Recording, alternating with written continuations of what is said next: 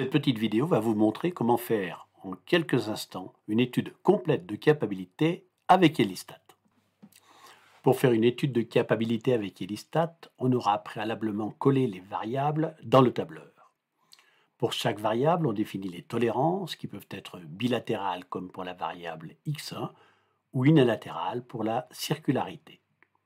Les variables peuvent être regroupées par échantillon de plusieurs lignes, ici 3, ou de plusieurs colonnes, ici 3 également. Les lignes peuvent être incomplètes ou les colonnes incomplètes, comme c'est le cas ici.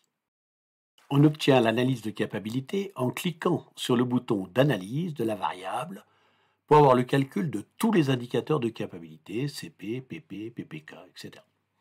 On a également l'analyse de normalité et la recherche de valeurs aberrantes.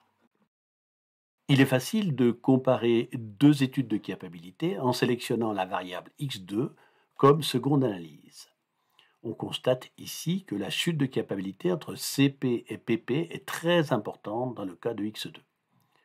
On note également que l'analyse de normalité sera en rouge, ce qui est significatif d'un processus hors contrôle. On accède immédiatement aux cartes de contrôle en un clic qui montre bien l'instabilité de x2. L'analyse d'une variable bornée en zéro, comme la circularité, peut poser un problème avec une loi normale.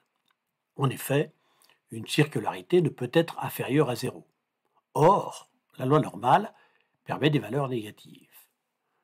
Pour avoir une étude plus représentative de la loi de distribution théorique, on retient dans ce cas la loi normale repliée ou loi de défaut de forme. On note que le risque alpha dans ce cas est plus adapté avec la loi de défaut de forme. Le calcul des capabilités est alors automatiquement adapté au choix de la loi.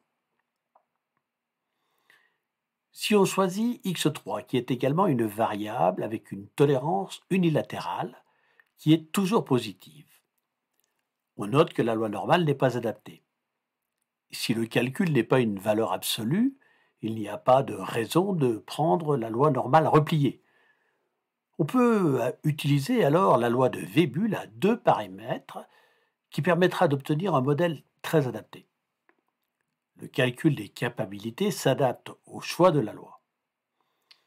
Et les limites de contrôle de la carte sont également adaptées au choix de la loi. Enfin, regardons x4 qui est constitué d'échantillons de 2 ou 3 mesures. La carte de contrôle, dont les limites s'adaptent à la taille des échantillons, nous montre une certaine instabilité.